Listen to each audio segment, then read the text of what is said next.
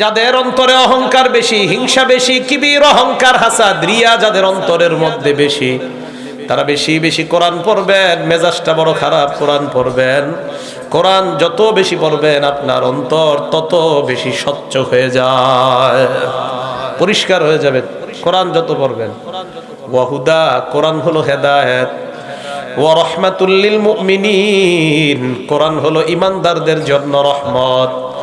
এই আয়াতের মাধ্যমে প্রমাণ হয় যে ঘরের মধ্যে কোরআনের তেলাওয়াত যত বেশি হয় ওই ঘরটা আল্লাহ রহমত দ্বারা পরিপূর্ণ করে দেয়।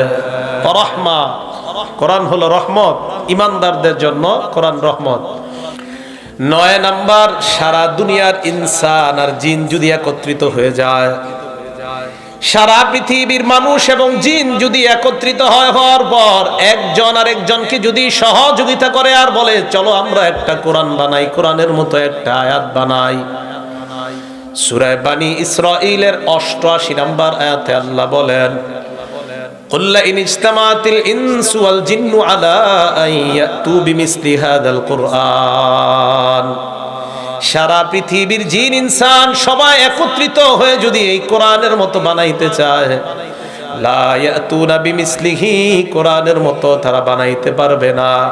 ওয়ালাউ কানা বা'দুহুম লিবা'দিন যহিরা, একজন আরেকজনকে সহযোগিতা করলেও সাহায্য করলেও কোরআনের মতো বানানো সম্ভব নয়। এটা কোরআনের একটা চ্যালেঞ্জ কিয়ামত পর্যন্ত। এটা হলো 9 নাম্বার, কোরআনের মতো একটা কোরআন পৃথিবীর কেউ বানাতে পারবে না।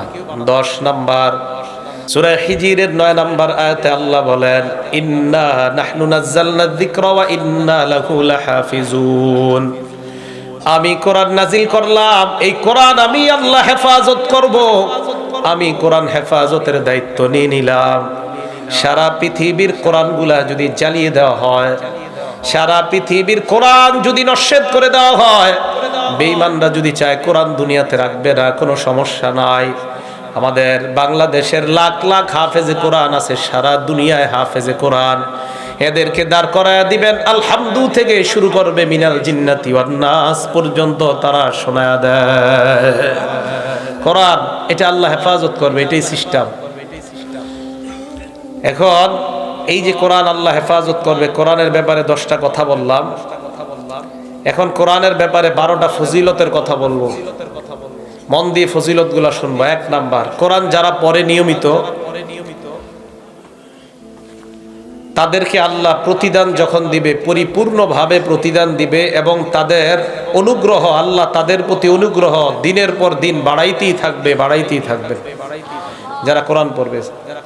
সূরা ফাতির আয়াত নাম্বার 29 এবং 30 নাম্বার আয়াত আল্লাহ বলেন, ইন্নাল্লাযীনা ইয়াতলুনা কিতাবাল্লাহ, নিশ্চয়ই যারা কোরআন তেলাওয়াত করে, ওয়া কামুস সালাতা, যারা সালাত কায়েম করে, ওয়া আনফাকু মিম্মা রাযাকনাহুম সিররাও ওয়া আলানিয়া, আমি তাদেরকে যে নিয়ামত দান করেছি, যে এই সম্পদ আমি মানুষকে দান করেছি, এই সম্পদ থেকে যারা গোপনে প্রকাশ্যে দান করে, ইয়ারজুনা তিজারাতাল লান তাবুর, তারা এমন ব্যবসার আশা করে যেই ব্যবসার লাভ কখনো ধ্বংস হবে না। দুনিয়ার মধ্যে ব্যবসার লাভ আছে, লস আছে। কোরআন তেলাওয়াত, নামাজ, দান করা, সদকা করা এমন এক ব্যবসা যে ব্যবসার লাভ কখনো ধ্বংস হবে না, যে ব্যবসার লাভ কোনোদিনও কোনো লস খাওয়ার সম্ভাবনা নাই। আল্লাহ বলেন কেন তারা কোরআন পড়ে, কেন তারা নামাজ পড়ে, কেন তারা দান করে? কয় 2টা কারণে। লিওয়াফিয়াহুম উজুরাহুম ওয়া ইয়াজিদাহুম মিন ফাদলি। 1 নাম্বার, লিওয়াফিয়াহুম উজুরাহুম, তাদেরকে যেন আল্লাহ তাদের পরিপূর্ণ প্রতিদান দিয়ে দেয়। ওয়া ইয়াজিদাহুম মিন ফাদলি, তাদের অনুগ্রহ যেন আল্লাহ বৃদ্ধি করে দেয়। এই আয়াত প্রমাণ করে যারা নিয়মিত নামাজ পড়ে, যারা নিয়মিত কোরআন তেলাওয়াত করে, যারা নিয়মিত দান সদকা করে, তাদেরকে আল্লাহ পরিপূর্ণ প্রতিদান দিবেন। শুধু তাই নয়, দুনিয়াতে যতদিন থাকবে তাদের অনুগ্রহ আল্লাহ বাড়াইতেই থাকবে, কমাবে না। নিয়মিত কোরআন পড়তে হবে, নিয়মিত। এটা হলো 1 নাম্বার ফজিলত। 2 নাম্বার ফজিলতের কথাটা, একটা সুন্দর ঘটনা আসছে হাদিসের মধ্যে, ইবনে মাজাহ হাদিস নাম্বার 218 নাম্বার হাদিস। হযরত ওমর ফারুক রাদিয়াল্লাহু তাআলা আনহু আমিরুল মুমিনিন, মুসলমানদের খলিফা, মুসলিম জাহানের খলিফা। এই আরেকটু কমান তো, হালকা একটু কমান। এলো মাইকটা একটু কমান, সামান্য কমান, শুধু কমাবেন আর অন্যদিকে নাড়বেন না। মুসলিম জাহানের খলিফা ওমর ফারুক রাদিয়াল্লাহু তাআলা, সামান্য কমান। উনি তখন মুসলিম জাহানের গভর্নর, উনি মক্কা, মুসলিম জাহানের খলিফা, উনি মক্কার গভর্নর বানাইলেন নাফি ইবনে আব্দুল্লাহ নামে এক ব্যক্তিকে। কথাটা বোঝার চেষ্টা করব।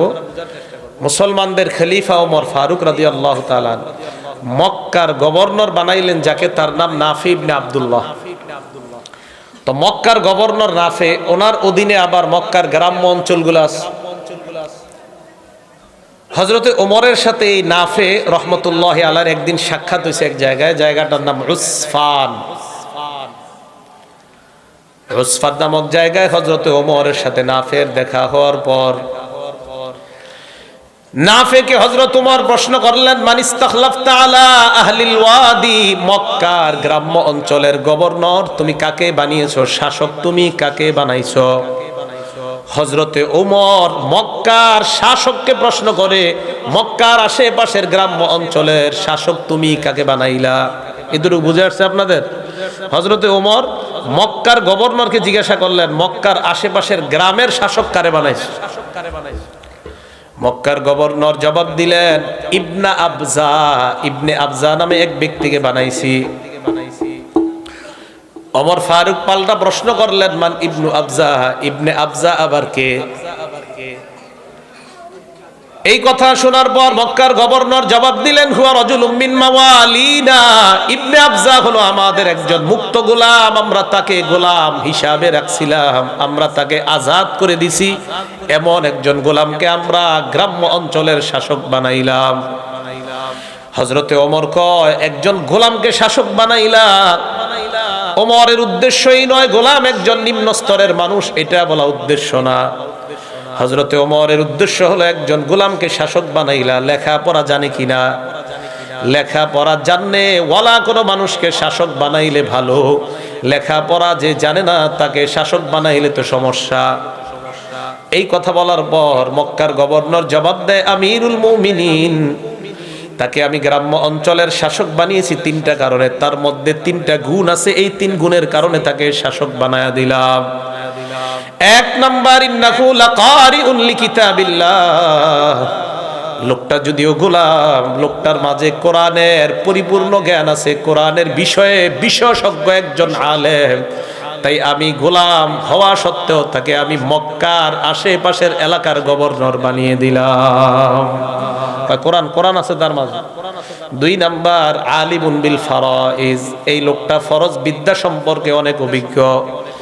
তিন নাম্বার, কাজী, এই লোকটা বিচার কাজ জানে ভালো, এই জন্য তাকে গভর্নর বানাইলাম।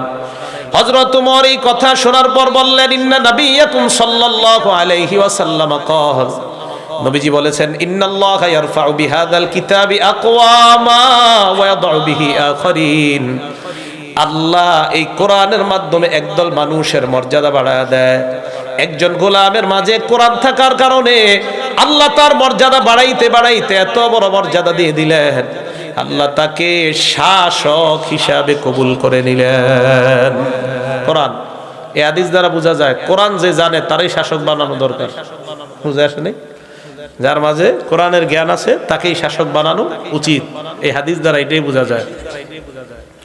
তো ওমর ফারুক রাদিয়াল্লাহু তাআলা আনহু বললেন যে আল্লাহ পাক রব্বুল আলামিন কোরআনের কারণে মানুষের মর্যাদা বাড়ায়। বিসমিল্লাহ।